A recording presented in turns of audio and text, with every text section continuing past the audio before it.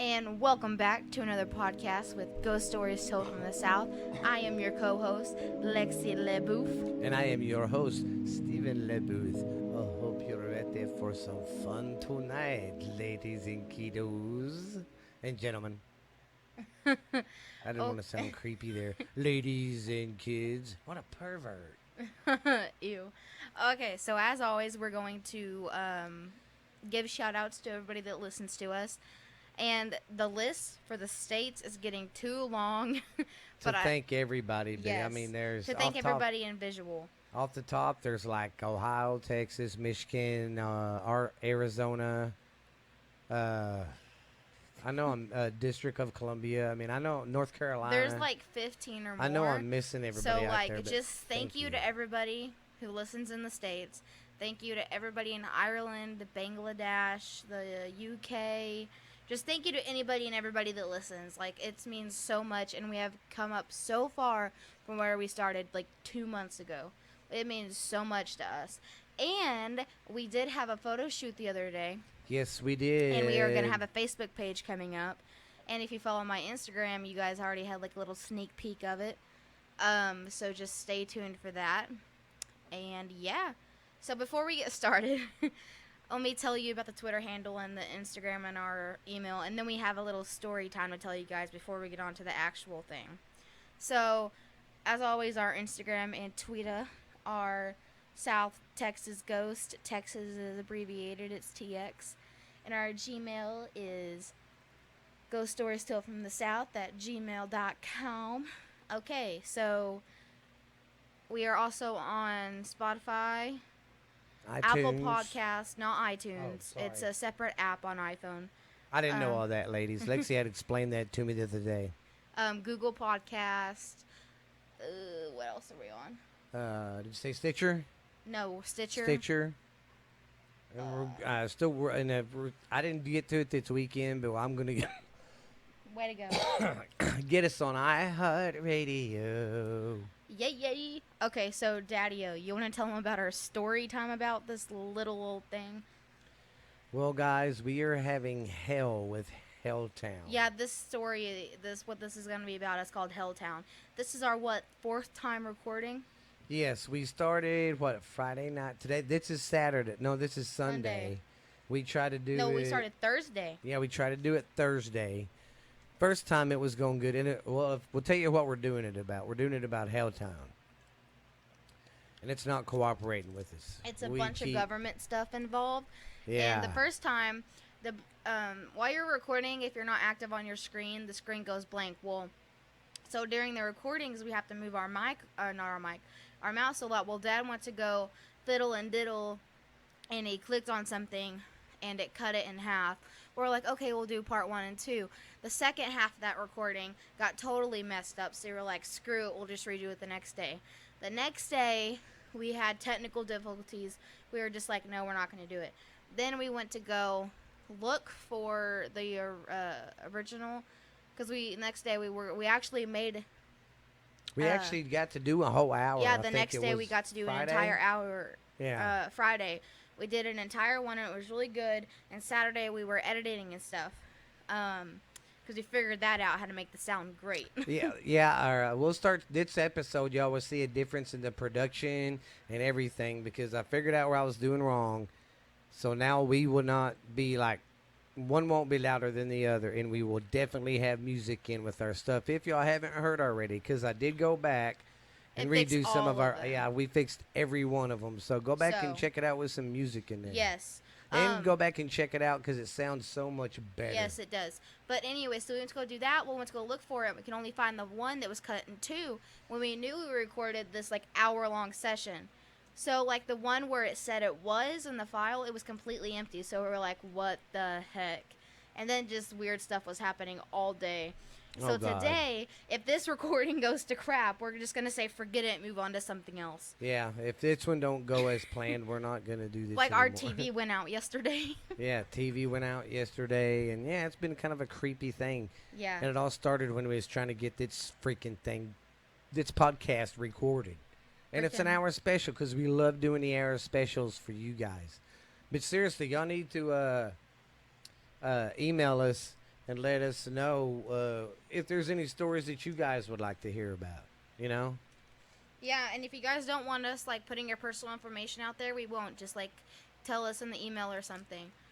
Just let us know. Yeah, we won't say your name or anything. If you want to If tell you want your to stay story, secret, you can. Just like let us know. Or you can even hit me up on Instagram or Twitter. I'll just use the old name, Jane Doe. Yeah, we'll do that. But yeah, with this episode and going further, y'all will see a lot more. Y'all see a better product. So yeah, we just had to tell you the guys that little story. So yeah, because this story, if you haven't heard it, it's Helltown, and it's like a bunch of government stuff. So yeah. And two, I got a new setup in here now.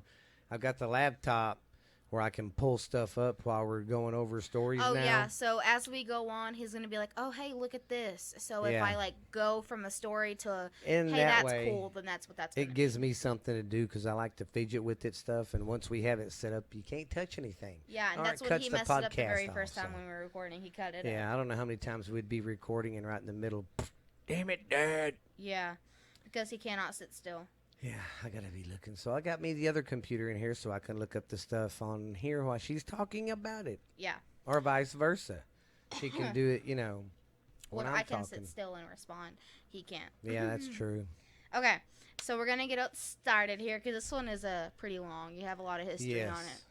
Okay, so this place is in Boston, Ohio, and it is called Helltown. It was evacuated in 1974, and it has like 7 theories of why it was evacuated, so we're going to kind of go over each theory, but first you need to kind of know like where it's located, just kind of to like get an idea. Okay, so it's north of the Summit Valley. I keep on saying valley and it's county. This north of the Summit County. North of the Summit. And it used to be called Boston Mills. It was settled in 1806, and it's the oldest village in Summit County. So, that's kind of like the location and stuff. Okay, so I'm going to tell you like the 7 theories going on here, like why is it important, and then we're going to move on to the first one. Okay, so there's a chemical spill cover-up thing. There's a government takeover park issue. There's a hidden bunker. There's paranormal stuff that goes on. There's the 1967 Colts. There's the Wendigo, and then there's the 1975 military deaths. So that's another one we need to do. Maybe we should do our next hour episode or special on the Wendigo. Hey, we could. That would be cool. Yeah. Okay. So we're going to go on to why did it close, the first theory, and I'm going to they're not going to go in order of how I just said them. So, just sit back and relax because this is going to be a long one. And there's I mean, I don't know how y'all feel about it out there, but this is one of them stories that really intrigued me and really just leave me hanging because there's stuff clearly that you can say, oh, that's BS, that ain't real. Or there's stuff you can say, I can believe that, that's true. But there's also stuff that's just right in the middle, and you're like, I don't know if it's real or not. I mean, a lot of it leaves you hanging, and you like don't know how to feel about it. You're like, you're like, that's why I love it because you really don't know. And I know there's going to be people out there that's probably going to be like, y'all shouldn't record. I mean, you shouldn't go over that because it ain't real. And well, that and like this one has like a lot of government stuff involved. Yeah. It's like if you guys don't hear from us like in 2 weeks, we've got like 3 weeks. Yeah, because we've got a couple of these uploaded and ready to go. Yeah. So if y'all don't hear from us anymore, then the government killed us off. Wouldn't that be really effed up? Yes, that would. We're really talking about it. That would be nothing like that's really going to happen to us, folks. I'm pretty sure there ain't nothing going to happen to us. Okay. So, why did it close? Theory 1. So, if you look up Helltown, this is what you're going to find. In 1974, there was an evacuation of the town. They said it was part of a chemical spill thing, but it was also part of the, National Guard. The National Park Service, because they wanted to make a park there out of the entire town. So, you okay over there? Yeah, I just hit my elbow. Freaking had a seizure, it looked like. Okay, so in 1974, General Ford signed a legislation that allowed National Park Service to buy the area and farm into a national park. Well, he was on vacation on the sighting, like whenever he signed it, and the bill was like, stop it. Was that how I'm sounding? No, that was me. I didn't because I'm quiet. I just went to lick my lips and I heard. I was like, oh God, that sounds so nasty. He signed it on December 27th of 1974, and he was on vacation, and it got like issued like really fast, like it was an emergency thing, which is really, really weird. That is weird, especially for him to sign something when he's on a ski trip and it's Christmas. Yeah. Very interesting. So yeah, and it got rushed over the holidays, and that's really weird. So they were like, "What?" And the theory, like, to why people thought they were doing that, they thought that they wanted to raid the town. They were like, "What's going on?" Because they knew that was fishy. They were just like, "What the heck?" So. But what's really weird about it, the government never knocked down any buildings. Like, there was a little fire that destroyed some buildings. Well, yeah, because they was 1976. Yeah, remember we was looking and they burnt 32 acres. Yeah, and that's what I didn't understand. They burnt pretty much the whole town. I think there's only like But there is still like a lot of buildings left. Yeah, there's still like under around 10. And like the area like where the town was pretty huge, and only like a little bit of it was the park. So like if you're gonna use it a park, why couldn't the rest of the area be like a town? Yeah, it's like they went in there and said we're gonna make it a state park, but to say well, this is a 100-acre park, but you can only go in 10 acres of it. Yeah, that's literally how it is. I guess I could do that with the kids. We got a big backyard, but you can only play in 10% of it. The rest of it has a bunker underneath or something. Okay. So the park thing that we just talked about, that didn't go in effect until October 11th of 2000. So from like 1975 to 2000, it was just empty sitting there. That was really weird and strange. Okay. So the second theory is the chemical spill.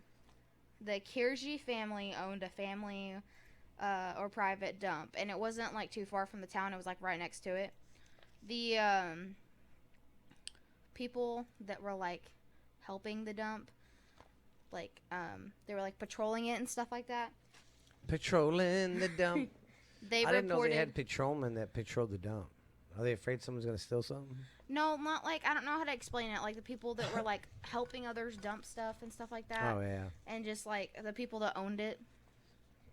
I just didn't know how else to put that in one word. They reported strange odors, and then that led to headaches and rashes on some people, and then one person became like physically ill while he was getting bottles off the floor and stuff like that. Oh my God.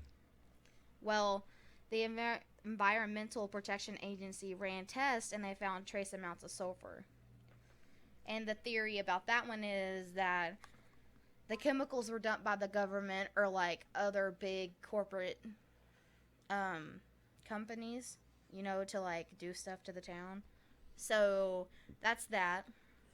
Well, the third theory is that Helltown is haunted, or was. There's a bunch of satanic rituals and cults in that town. There is a bunch of paranormal evidence, and a lot of it was dated back to the early 1800s. Look at this fool. They got a closure across the road, and he's just going around it like everybody else with his bike. That's how everybody's getting into it. I mean, they got the main road closed going into the town. Yeah. But people are just riding their motorcycles or just walking around the main gate and still... Or jumping over it. Yeah. And that's how that guy in the documentary did it. Which we'll get to that one, too. Yeah. Okay. So, this isn't really, like, the theory which led it to close, but this is what happened after. And what's so weird is, too, here's another thing I think. The town's out in the middle of nowhere. Oh, Think about it. Really, there's no towns around. It's like in a valley by itself. Yeah. Okay, so the 1975 military exploration, that was after the town was abandoned and everyone was evacuated. The Signal Corps was sent there to like collect stuff, and only one person came alive out of it. Dun dun dun. Theory 6 is that a 1967 cult started a whole bunch of stuff, and it led to the town closing. And then theory 7 is that the Wendigo sent everybody out of town. So, we kind of have like a lot of stuff that like tracks. Yeah, well, like you said, the houses that they didn't burn, that's what I don't understand. Why did they burn this number of houses and leave this number of houses up? Yeah, and if That's they did, what was so, and even the I mean, houses weird. they burnt, they didn't burn them all the way. Yeah, I mean, if you're going to burn the town, just freaking burn it down. It's like it kind of reminds me of back in the Western days when people died of, I think it was yellow fever or something like that. That was running real rampant in the 1800s and You killing say people. they would burn them in their house. Yeah, they'd just burn them in the house because they didn't want to. You spread it. That's what it reminds me of. Like they had some kind of cooties there. Jeez. Okay, so the chemical spill, they thought that was like a cover-up thing, and also the mutant town. That's also what this was called towards the end, because That's where the apparently, Teenage Mutant Ninja Turtles come from. oh my God, shut I'm up. just kidding. Because apparently the kids were being turned into mutants by the chemicals. But there's not no. Is there any pictures or proof of it? No. Wow. And the government has said that. They were like, we were getting turned into mutants. They were turning mutants. Well, where's your evidence? I Yeah. don't know. They were getting turned to mutants, but the Wendigo doesn't exist. Yeah. And Ooh, what if the Wendigo was something because of what they did? well, that was there way before. Well, that's true.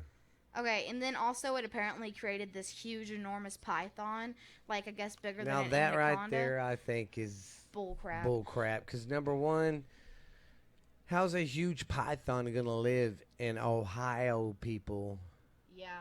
It's It not said possible. that it created that, and that it's in the woods, and they were trying to kill it, and they couldn't, so they didn't want it to killing other people, so they evacuated the town, and they made up like a bunch of stuff with it. So like the chemical spill leads into the national park stuff. But if there's like mutant children that are monsters now and a python on the loose, why would you want to turn that into a national park?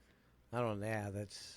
You would just abandon the I think town. they wanted the land to hide something, and They were trying to they make up just said, stuff. "Screw it, we'll just do that." Because it is fishy. Why would he sign a bill to evacuate a town like that Yeah. when he was on Christmas vacation?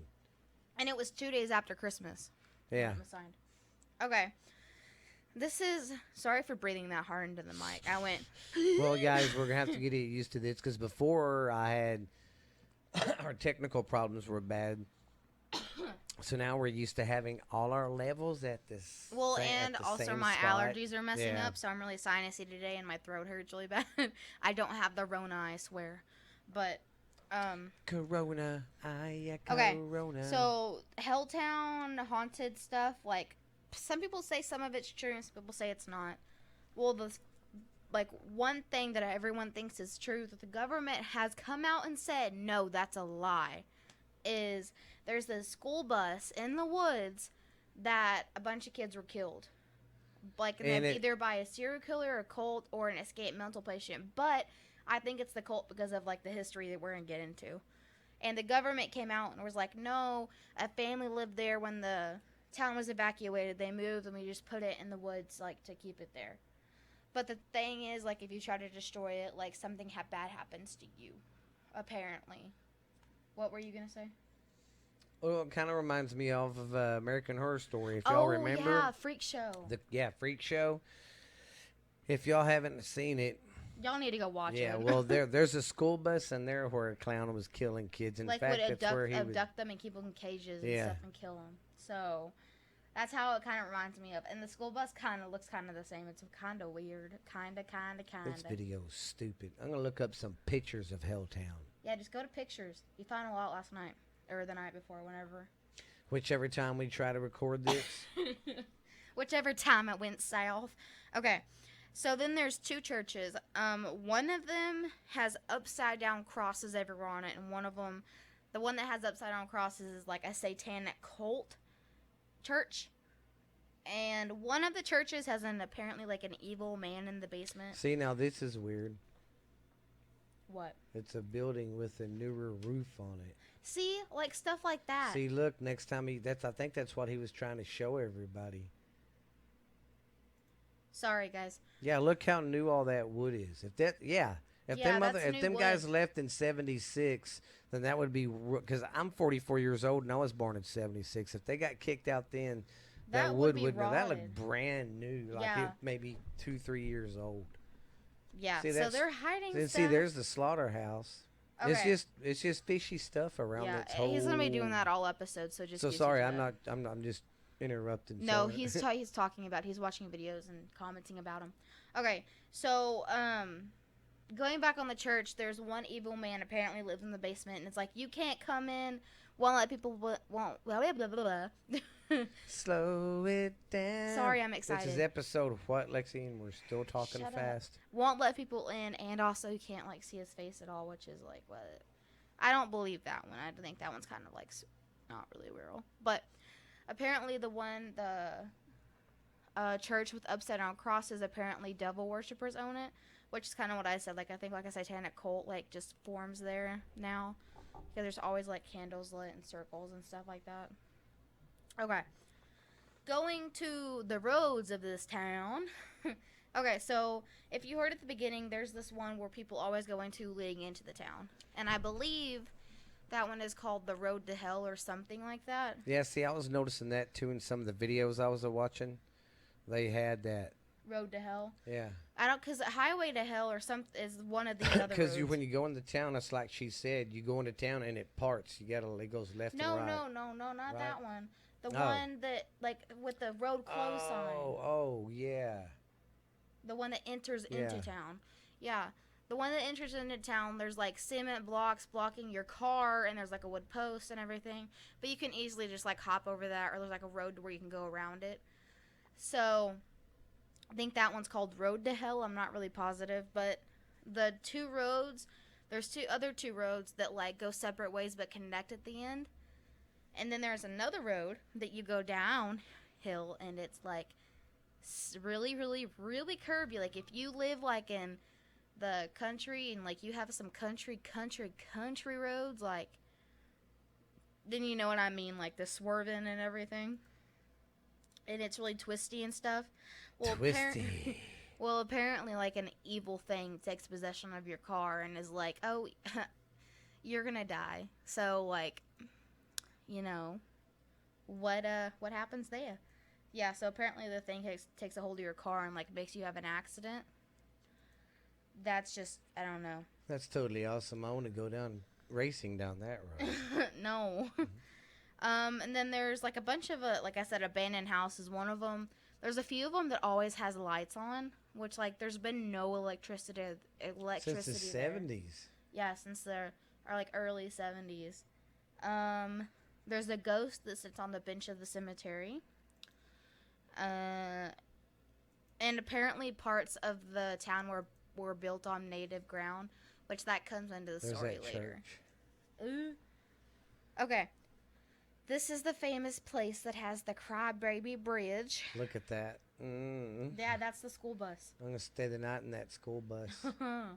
Okay, so this place has the Crybaby Bridge. Basically, you go and you park your car on the bridge at night, and if your car is like really, really dirty or like you have baby powder on it, you can see a handprint on the window or the like hood, and you can also hear the babies cry in the woods. So, you know, we're not going to do that because I'd freak out. But, and about the satanic cults and stuff and like the stuff like that, a lot of them use the children, like abducted them whenever it was like a town and use them in cult rituals and stuff like that. So that's fun. I never get picked for anything. Wow. Ew. Okay. This is a lot, and I'm sorry for breathing into the mic, so this is a lot, so just stay with me. So there's this documentary that this YouTuber did. He's a conspiracy theorist. His name is Terry Greenbaum, and the Travel Channel, I want to say they collided. Yeah, I think it was the Travel Channel. Yeah, they collided, and they did a documentary of Helltown. Well, he did his own on YouTube, and they like documented him doing his crap. So it was kind of a mix in together, if that makes any sense. Well, So he found this video of these teenagers going into Helltown. Well, they go to the road closed, like with the cement blocks and the wood, and they cross over it. And then they come across this fence that has this restricted area. They use wire cutters, and they cut it open, and they go in through it. And it leads them into the woods, and they're having their fun. They come across this rock, and they paint a pentagram on it. And then they come across a cemetery. You know, just having fun, being normal teenagers, trespassing. Well, then they come across this huge, dark tunnel. They don't think anything about it at first, but, like, they light flares, or not flares, Roman candles, and they start doing videos and taking pictures. And you just kind of, like, start to hear, like, a lot of noises. And then one girl screams, and a ball bursts, like, one of the things shoot out of the candle. And this thing appears behind her. You hear, like, 5 more screams and a little more lighting from the candles, and then the screen goes black. Well, apparently she was attacked by a bear, according to the police, when in reality, she was attacked by the Wendigo. You gotta go check that YouTube video out, though. The YouTube You video... gotta really slow it down. But yeah. You can tell there's something. And it's not a bear. Like, if you look, it has antlers. What bear has antlers? I know. So, you're looking at the video, and you can see it. Like, he slowed it down, the conspiracy theorist did. I looked at it. My dad looked at it. The people on the Travel Channel looked at it. And they were like, okay, that's weird. So, anyway, he got this autopsy of the girl, and he was like, well, let's see how she died. How they said she died. They said it was a bear attack. They found the bear that apparently killed her and killed it. So, they didn't cut it open and see if, like, the remaining parts of her were inside of it, because whenever she died, she wasn't, like, just, like, in her neck, just, like, bit and bled to death. She was, all her bones were missing. And some of her organs were missing, too. And she was, like, deflated, like, ow, sorry. She was deflated like a floaty. Like, it's crazy. Weird. It's like these. It's like their body. It's the everything sucked out of them. Yes. So, they didn't release the necropsy report on the bear. They didn't, like, look inside of it. They just said, oh, it was a bear attack. And I'm going to put my phone on silent. Yeah, you need to do that because we're working. Sorry, everyone's blowing up my phone. So he looks more into it, and he's like, okay, she wasn't attacked by a bear. She was attacked by something else. He finds out it was the Wendigo. And he looks at the history of the town, which I'll get into that later. And then he starts looking at the videos, some more of them that they posted. It's not on there anymore. The only one that exists is where she gets attacked. But the one where they're exploring and stuff, the attack happened in 2016. Well, the rock that I mentioned they passed, where they painted the pentagram on it, he's like, okay, I want to see what this rock is. I don't know why he just thought about it. Yeah, because I wouldn't have thought about it. Me neither. Well, also, maybe because he was like, let's look at the geographical map or whatever.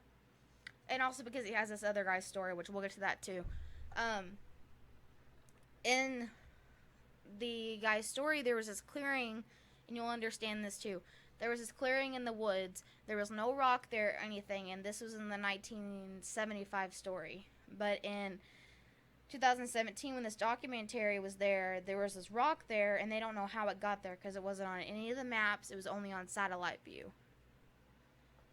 So they went and they looked. They were exploring Helltown, looking at the buildings, the slaughterhouse, everything.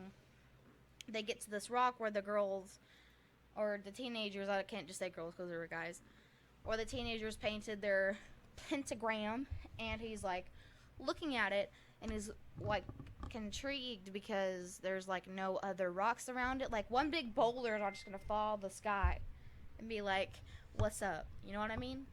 It would just appear like that from nowhere. Yeah. So it's pushed into the grass like a tiny bit, like, but not that much.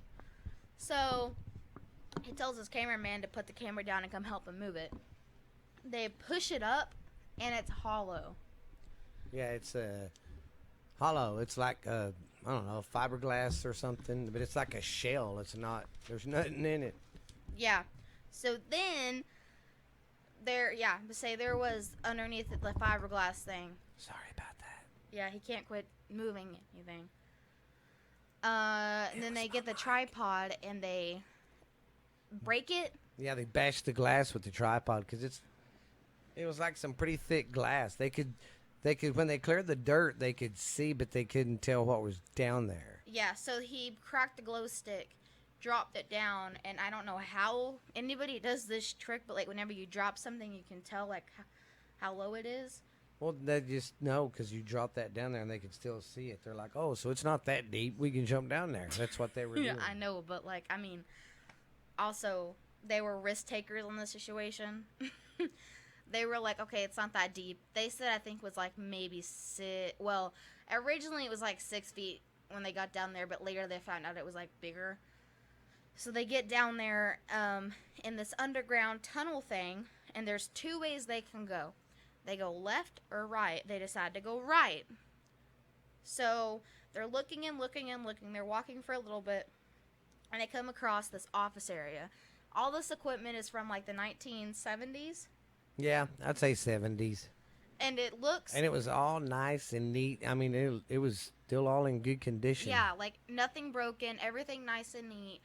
Not once... And it's underground, so I get like dust doesn't collect like that and nothing gets really dirty. But like it was like spotless. Like somebody had to been underneath there cleaning. Or something. Like it was spotless. Yeah, it was pretty clean. It was kind of weird. Well, then they find this like student room thing where like there's like lecture like a college room. It was really weird. Then they find cafeteria. Well, in one spot of the cafeteria, there's this poker table, and there's this unfinished game of poker, and you could tell that everybody got up because their chairs were scooted out, and the game was left unfinished, which was really, really weird. So then they noticed that the chairs in the cafeteria were all knocked over and everything was kind of a mess in there. It looked like they was in the cafeteria and everybody just kind of left, running like in everybody a hurry. over. So then they kept on walking and walking and walking, and they find this medical center. Well, in the medical center, they find the deer antler cutters you use, like whenever you kill a deer. And they find like tools all lined up on one of those little surgical trays you have in the ORs. Or like at the dentist, like whenever you're getting your teeth cleaned, it's like all in a tray. Yeah. Like one of those. Well, then they look a little bit over, and there's like these 3 hazmat suits. And then on the other side of that, there's this like door. They pushed on it, and it led them to another hallway, which had like a containment unit / safe. So they were, looking and stuff. And they were like, this is strange. What were they holding in here? Like... Why any need for this underground bunker? So. Well, that's where they was keeping their animal. Yeah, supposedly that's where the Wendigo is being kept, but that's kind of towards the end. So they were looking at the containment unit, and they think something used to be in there because that's what it looked like, but it's like empty now, obviously. Well, then they found this mirror around the containment unit because like there was this little like bit of section where you could walk between the wall and the containment unit. And it looked like something came across the corner really, really fast and smashed into it. So it was really weird. Well, sorry. Their battery died, so they had to go back to their studio.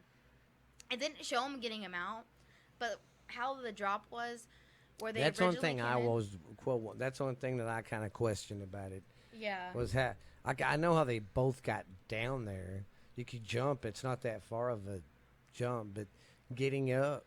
That would be a little bit difficult. Like I get how one person can get out, like standing on each other's shoulders, but like how will the other person get out? Not unless the tall guy helped the short one get up there, and I guess he helped the tall guy get up when he got out. Yeah, I don't know. That's one thing I thought was fishy. They might have stacked chairs or something to get out. I don't know. Yeah. Had to be creative. That or they found another way out. I really don't know. They didn't say. I would have freaking not said anything and came back and explored. because he made the mistake of going to his studio, uploading all that he found, which he didn't get to explore the entire thing or find out really that much. He was just like, I don't know what they're hiding. He needed to go back and figure out what else happened. So he uploaded that. Well, everyone was like, "Oh, you're a fake. Are you kidding me? This crap." Yeah, everybody Well, was like, then- he ain't real. That ain't real. So then he took the documentation crew back, and the rock was gone. And this was only, I don't remember exactly when it was, but the teenagers died in 2016, and the duration of the documentary was in 2017, and they went back later in 2017. So after the YouTube video was published, so they went back. The rock / boulder was gone, and the little area where they got in at first and they had broken the plexiglass, that was now concrete. And this tunnel / underground bunker was huge as hell. Like Helltown. They couldn't even It was a big they one. didn't even Hell, explore the entire thing. the vault that they found, the door in it was like a big old bank for a vault or something. Yes. Yeah, it was a massive deal. And what really got me, there was no tire marks or any you Yeah, know. that's another thing. That's another part of the movie. I was like, I don't know, because there's no tire tracks or nothing. And this is a big hole we're talking about. It ain't going to take 1 or 2 trucks. Yeah, and if you look, the clearing or whatever, like in 1975, where the documentation crew went up, or not the documentation crew, the sound people and the video people went. Yeah. It was not kept And the up. survey people, too. Yeah, it was not kept up. But then, whenever they went, it was kept up and mowed and everything. Yeah. And the cemetery, too. But in 1975, nothing was. That is a So, little it was just weird. weird. But that's about the conspiracy guy. And after I looked at that, the documentation, I tried finding him. His YouTube channel's gone. He doesn't exist. You'll find him and you'll find some pictures, but you'll find one video of oh, that YouTube video was fake. But you cannot find his channel or him. Excuse me, I just burped into the mic. Yeah, and you was cursing me for it, Piglet. So that's just really, really weird, I thought. Yeah. Yeah, because there was no sign of trucks even being there. And if you guys out there, know your construction, there's going to be big construction equipment hauling the big old cement trucks. And there wasn't any ruts, any sign that they have been there doing anything at all. Well, and just how that guy and his cameraman fell off the face of the earth like that after that. That was just weird. And also what's really weird too is the Travel Channel, anytime any show does anything, they do reruns. This show never did. It was one time and one time only. Luckily, we recorded it. Yeah, we recorded so we have it forever. That's why my TV got messed up. We shouldn't say that. Okay, so this is the 1975 military cover-up. This is the thing I was referencing a lot with the conspiracy theory.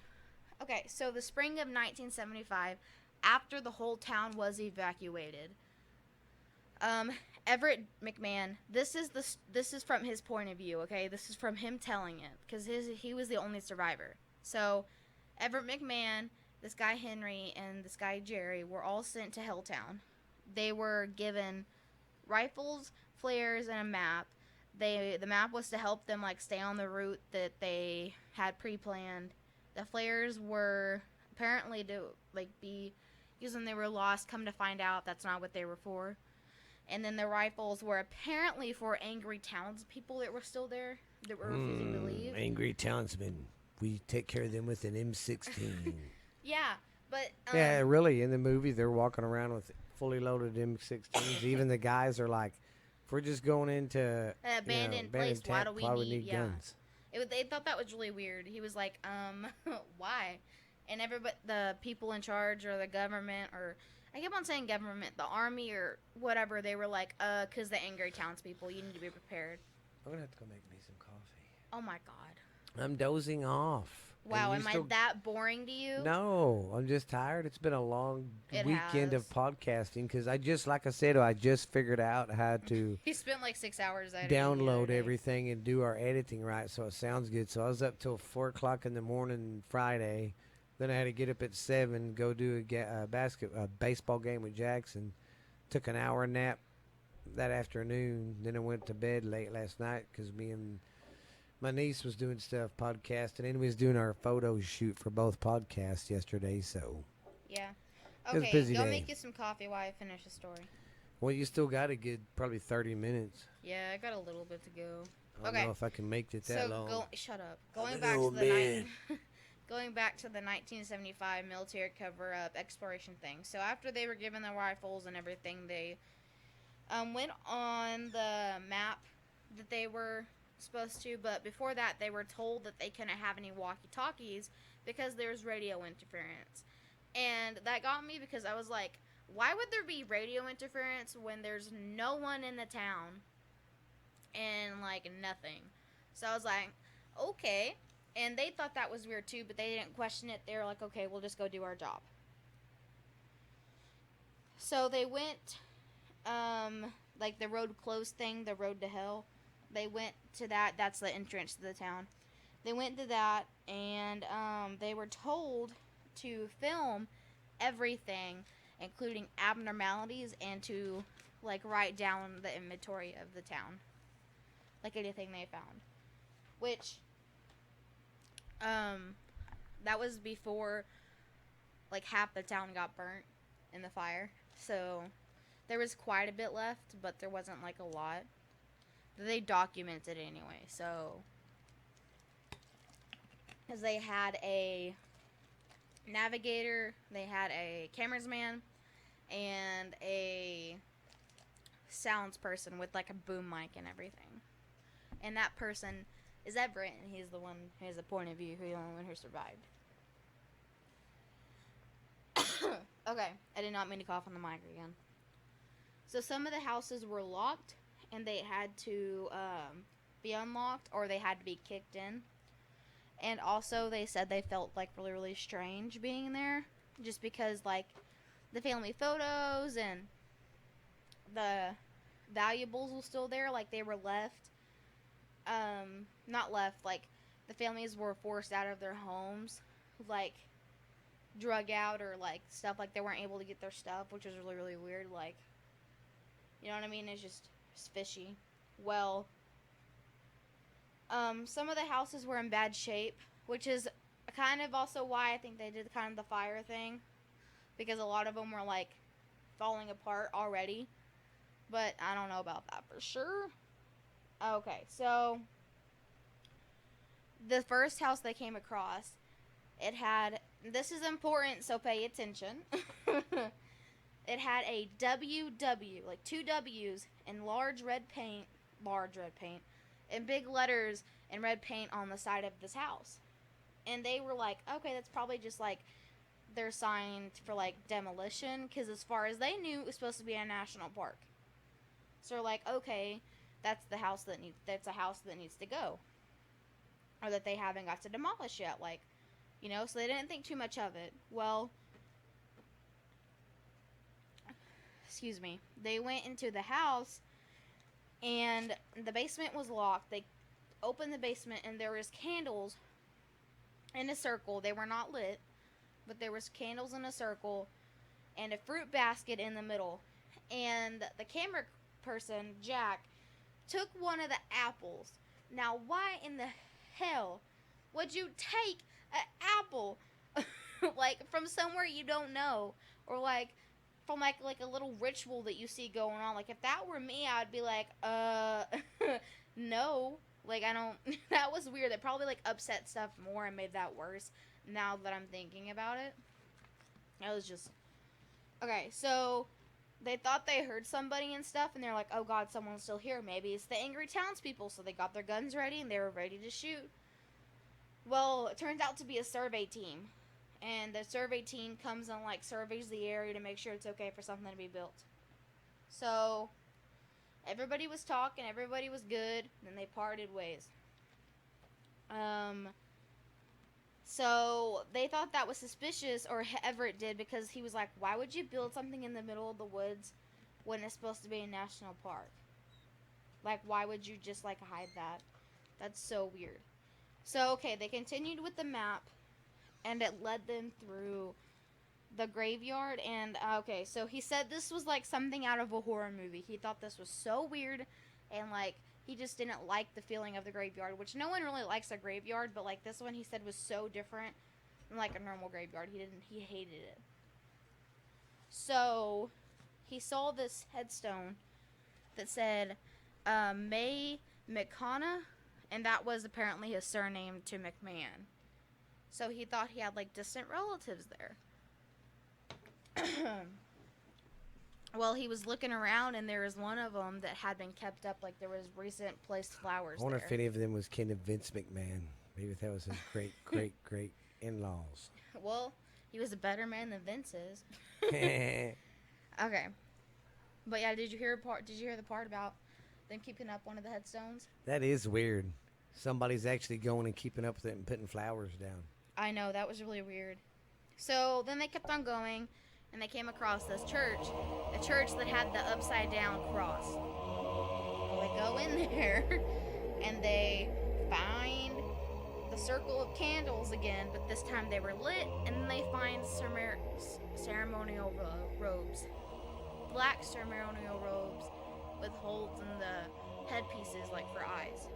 And this point, Everett's like, wow, these are not normal townspeople. This is like a cult going on here. What the hell have I gotten myself into? So they're looking around, and he sees the WW thing again on the back of the church bench. Like one of the benches they sit on. Saw that again. And they were like, okay, that's weird. And they kept on just going about their business. And then this time the map took them to the slaughterhouse, and Everett said that it was like a haunted guided tour. Like, he hated it. He said it was so creepy. And at this point, Everett was like, why am I here? They don't need a sound guy. Like, we're not catching anything, you know? So they go in to the slaughterhouse, and there was this huge, big cage. And it was like 8 foot by 8 foot. I'm sorry, but, like, what animal would you put in there? Like, yeah, if that's a slaughterhouse for regular animals, you know. And it wasn't like the one you put the cows through or whatever, because this was apart from that, and it would look like it was newer than the actual everything else. So it was really weird, and it was like, why was that? You know what? It was just creepy and stuff. And so at that point, they moved over to this table, and they found tools again, lined out, ready to be used, and one of the tools was a horn antler cutter. A dehorner. Yeah, dehorner. Dehorner. So that was weird. Well, then they had to go get a pan shot of the building, so Everett leaned up against a tree to smoke a cigarette. And as he started smoking it, he heard a sound. There was boom mic, which would be the sound of the Wendigo. And he heard it, and everyone else heard it too, but he heard it first, and they started looking around. They blew it off, and they were like, it's nothing. And it was actually in the direction they had to go. So they kept on going, and it led them into the woods next, and they got lost for I like hate it when I get lost. It scares 30 me. minutes to an hour. They got lost. They came across this goat that had been tied up, and that will come important to the story later too. It had been tied up, and it was literally deflated, like the girl that was killed, and the bones were gone, and there was very few organs, and it was just like a floaty that has not been blown up yet. I'm fixing to click on a link that says 20 facts to know about what happened in Helltown, Ohio. Okay, well, don't read them yet. If it's good, save it for the end, okay? All right. I will do that. Okay, so after they... Ew, sorry, that picture creeped me out. So after they saw that, they were like, okay. They heard the sound again of the Wendigo. They didn't know what it was, though. They heard the sound again, and they looked up at the tree, and the WW was there. So this point, Everett's kind of freaking out. He's like, I want to leave, but I can't because I had this mission and stuff. Well, so the filmmaker, Jack, he was, panning with his camera, and he saw, like, these ginormous horns in this buck head and, like, half this guy in the woods. And he was like, well, that's weird. What is that? He starts zooming in on it, and then somebody walks past. It was one of the crew guys. And they're like, come on, let's go. We got to get back on the road. So then they get, back on track on the map and stuff. And they get led to this clearing in the woods. And this is important back to the conspiracy theories part, because I said there was this clearing in the woods where it was a part of the 1975 thing. Well, they found these 4 stakes largely placed around this clearing, and at this point it was not kept up. The grass was very tall, so like between then and today it had been mowed. So they were looking at it and they're like, oh, okay, that must have been the survey crew doing the project for whatever they're gonna build here. Well, Crybaby Bridge.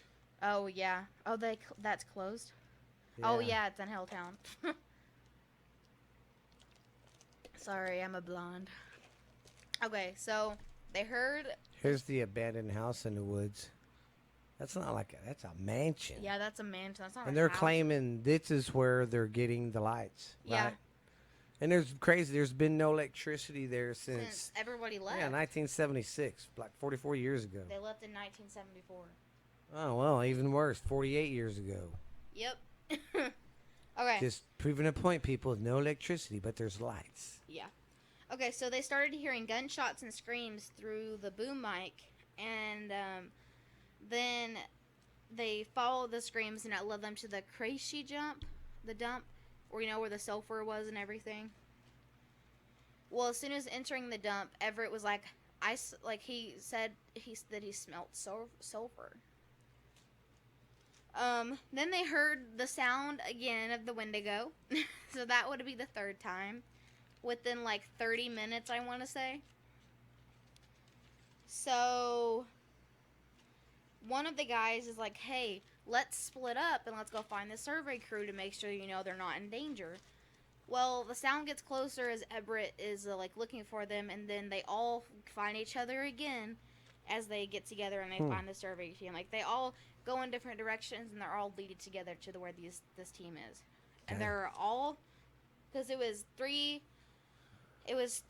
of these people from the sound and video crew, and then it was 3 people from the survey crew. And I thought that was weird. They sent the survey team in, a day before they did? No, yeah. Yeah, because they had like a head start. Yeah. That was weird. You're going into an abandoned place and you're sending a survey team in your film team. Yeah. So they found the survey team, and they were all dead. They were just like the goat and the girl that had died. They had no skeletal system. And it's weird. It's like every single person that has died or is going to die is going to be like this. Yeah, so it's like they literally get the air sucked out of them. Yes. And it's like, so they poked them, and they'd like to make sure they were dead, I guess, and they didn't move. And like whenever you poked them, they remind me of the water babies. How like you touched it and it would move. Oh, it's because we get a male. I thought I didn't touch anything. I did not screw anything up. We had something come in through the mail. Yeah, because we have headphones on while we're recording. Something went off, and we're like, God damn it. But we're good. We're all good, guys. Don't touch it. You're gonna mess it up. You shut up. Sorry. I don't want to have to re-record again. Hey, but I figured out now if it does that, we can add on to this and put it on the track. Well, still, I don't want to have to do that. Well, no, that's why I didn't want to do, especially this episode. On other ones now, we can do that. Let's say somebody comes in and screws it up, we can fix it now. But okay. I'm not going to do that here because this one's, 3 days trying to record one episode? Yeah. Took us 8 times. Pretty much. Okay, anyway. So they found the survey team, and at this point, it's starting to get dark as they found them. So Henry screams, and they lose him. Well, they start looking for him and everything. Well, then they light a flame because it's dark, and they're like to help find Henry, and they're like screaming. They're like, "Hey, Henry!" And then they hear help. So they find, like, they go towards the help where they heard it, and then they got led to this tunnel. The same tunnel where those teenagers were killed. On the other side of the tunnel, there is this fire, this goat, Henry, and these 4 people in black robes and black hoods standing behind him. Henry is down on his knees, and the cult was around him. And they were like, oh, this is a ritual, guys. So they walk through the tunnel, and Everett tells Jack to keep on filming because he said, like, he got told to film everything, and plus he was like, hey, we could use this to show them there's shit out here, you know. And so Everett. Ooh, there's that tunnel. Yeah, it's really creepy. I finally found that site where I found good pictures. So Everett put up his gun, and he was like, hey, you guys don't move. Like, give us our person back. And somebody moved to reach for something, and then he shot by them and was like, I just told you not to move. Well, then the cult started shooting at them, and then Henry got scared with the gunshots because he couldn't see, and he ran off in the woods. Well, then Everett and the cult are having a shooting back and forth, and he's running after Henry the entire time. Well, then he finds Henry dead, like everybody else, you know, deflated. And he, like, had just heard him screaming, too, so, like, it was an instant thing.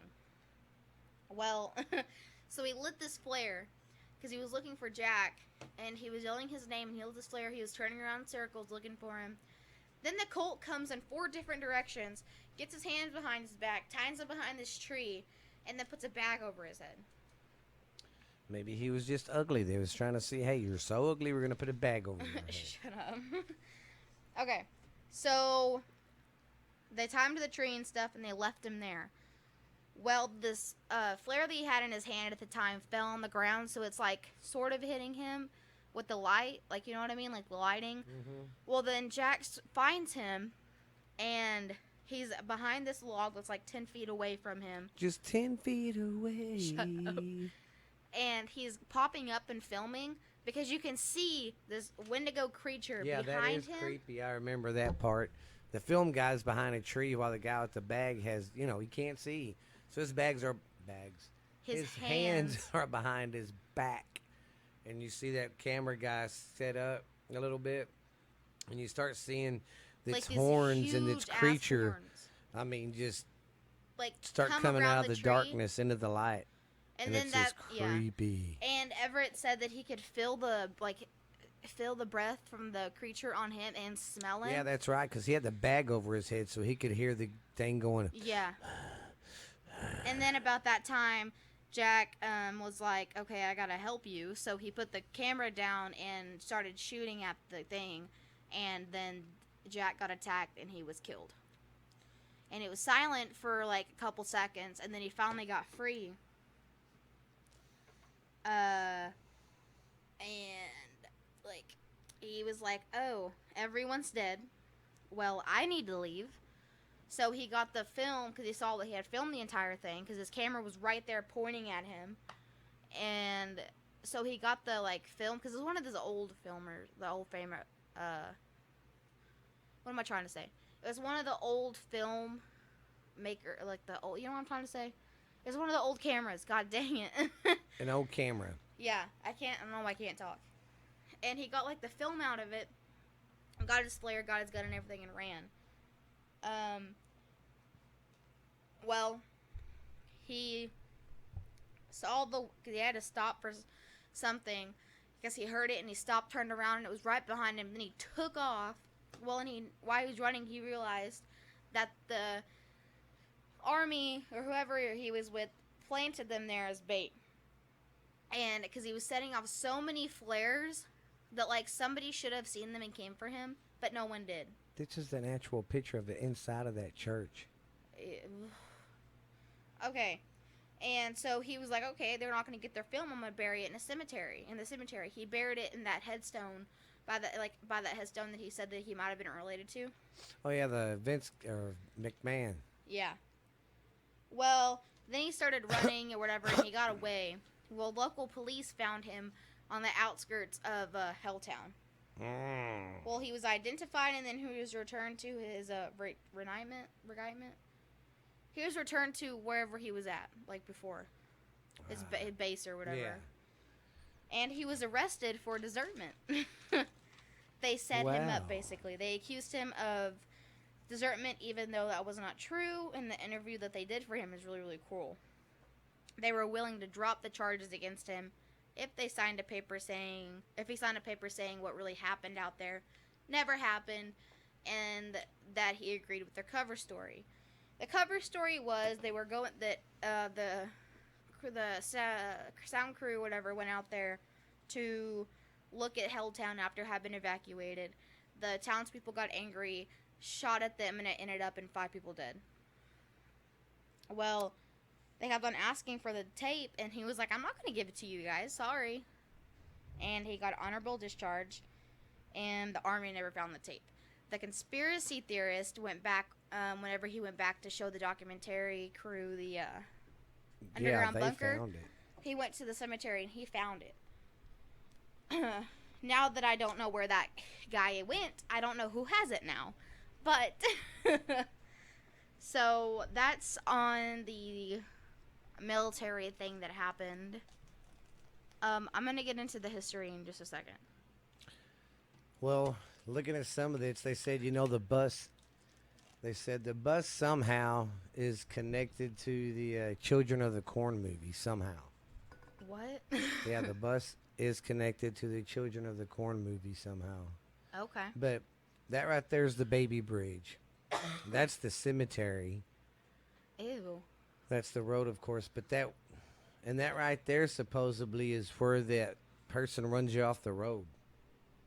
Oh, where the haunted thing is. But this is the inside of that church. That's fucking creepy. Sorry for dropping the F-bomb, but that's creepy. They have those set up? Yeah, what it is, people, you can't see it, but it's like these fake people with yeah, they're like there's sheets over them. You know how people put sheets over mannequins so they don't want them to get ruined or faster? That, or it's their props. So they have them all set up on the benches of the church. Yeah, different spots, and it's creepy. Look at that one in the back. Ugh. Okay, I'm gonna get into the history because we're kind of. Oh, but I wanted to say this too. That's the abandoned house in the woods, but right here is an old mansion, and there was an orphanage there that burnt too somewhere around there. Yeah. But this is an old mansion. There's that tunnel. Freaking tunnel. But I was going to say, yeah, right. Where did it go? Oh, see, they're already erasing stuff. No.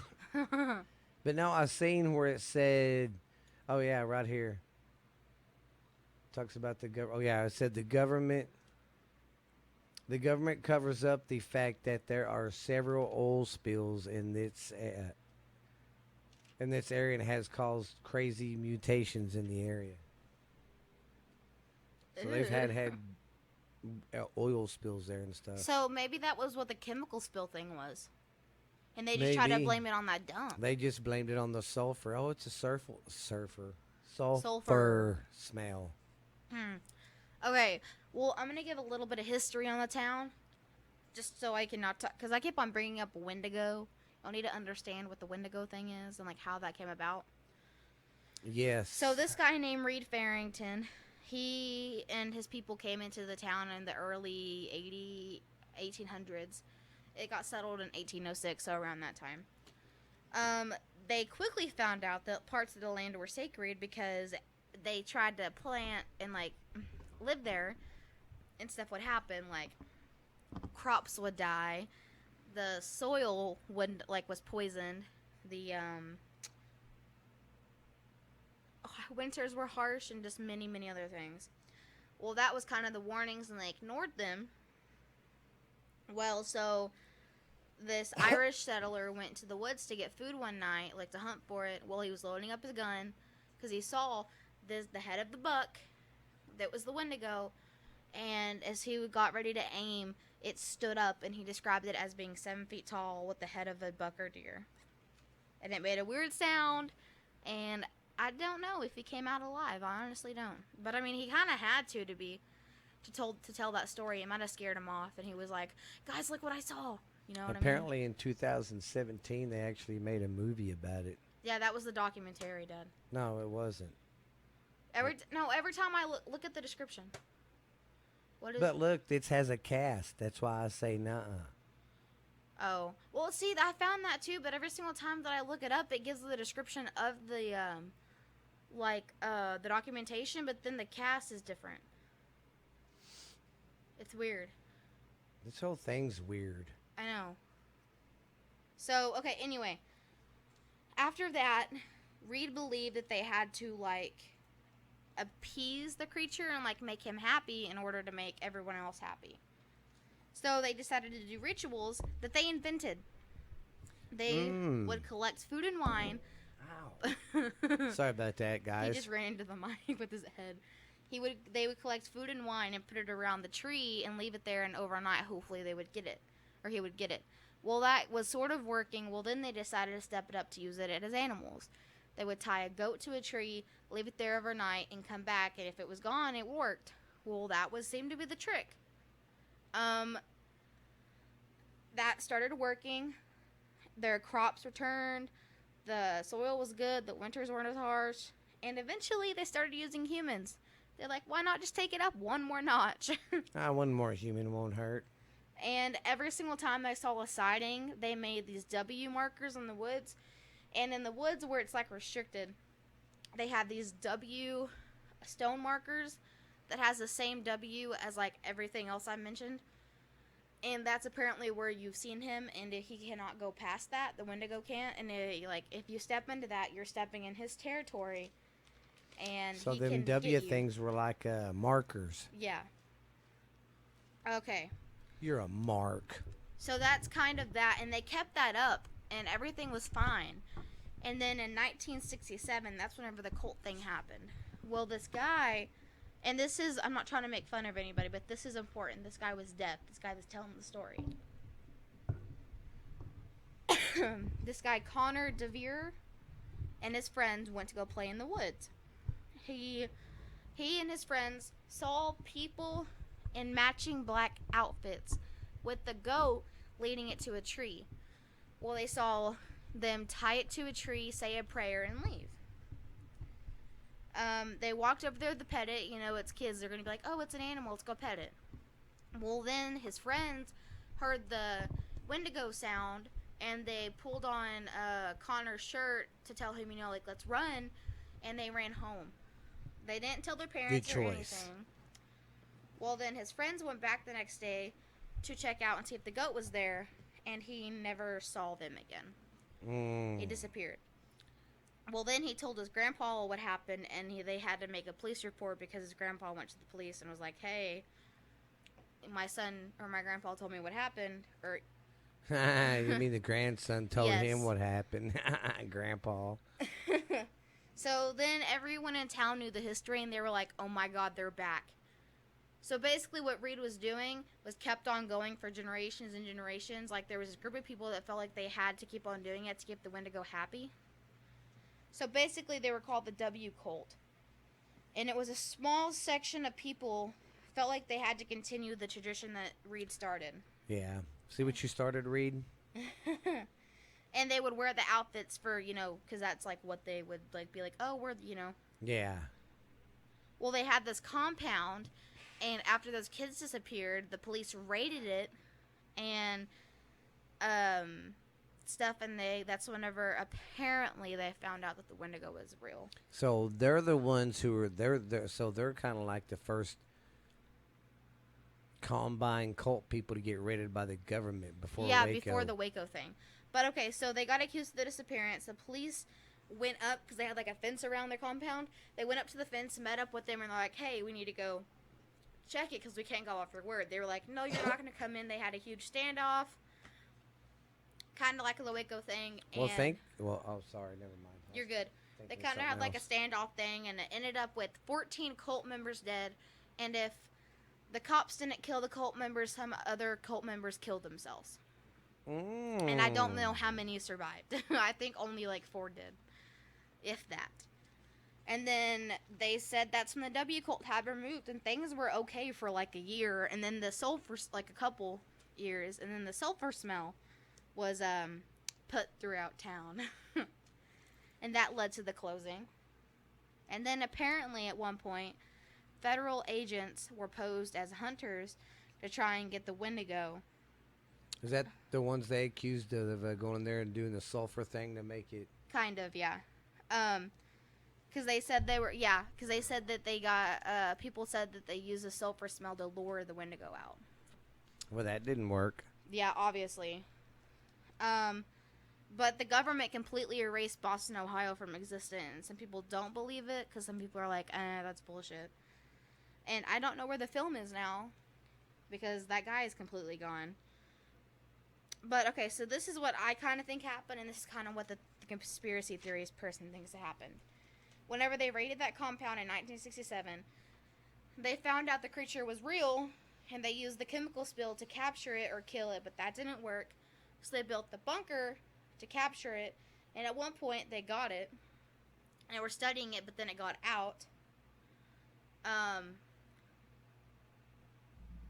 And when it got out, they evacuated the town, and they put up their restricted stuff, and they were just like, oh, hey, we're going to close the town because we want to make it a national park.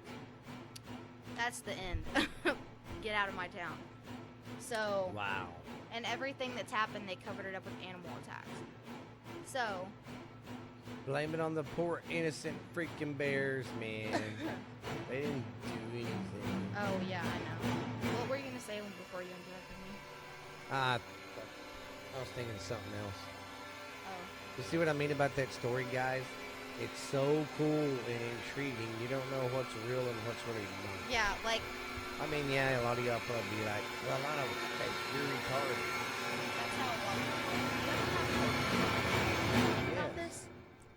I'm not saying 100% of it's true, but it's kind of fishy that the government would come in to a town and basically make it like erase it. Yeah, just erase it from and then Earth. that person, I can't find that person. Really. Yeah. So, I mean, I don't know how much of it's Hollywood and how much of it's for real, but like I said, y'all need to watch it. It makes you think, you know. Well, what if they can't find it because it's not rerunning? Yeah. Well, I mean, and too, looking at the stuff I found, I mean that that whole area is haunted and there's ghosts. Yeah, let's look it up on the internet, guys. Oh God, yeah, you'll find some stuff. So. Because like what I was looking up, I found some pretty cool stuff. Yeah. I'll go there's a ghost in that tunnel. Yeah. Well, and like I want to go explore it, but I don't want the Wendigo to eat me. Screw it, we gotta take that chance. We're podcast ghost story stellars, so you pay go me there all the first. Money in the world to go. You I'm go sorry. first and then report how it is, and then if it's not bad, I'll go. No, we send Lily. No, I'm just joking. Can't say that on the air. You're similarly. Yeah, you're similar. Well, I do love that story, and that whole place is just creepy. Now, I swear, if this one's gone, I'm going to lose it. Yeah, so if this one's gone and we can't find it, we're done. We're out of here. So, okay, well, I think we're going to sign off, guys. This one's the longest one we've ever had, so I hope you guys enjoy it. It's been fun. It's been real, but you guys stay good. Stay nice. Stay cool and stay in school. Yeah, and don't be getting too scared now, telling some scary stories with your friends. Hopefully the government doesn't come for you guys, because you guys are our listeners. And remember now, watch when you turn the lights off how much stuff's going to get you. This is Stephen Booth and Lexi LeBouf signing off from Ghost Stories Told from the South. See you next time. Bye.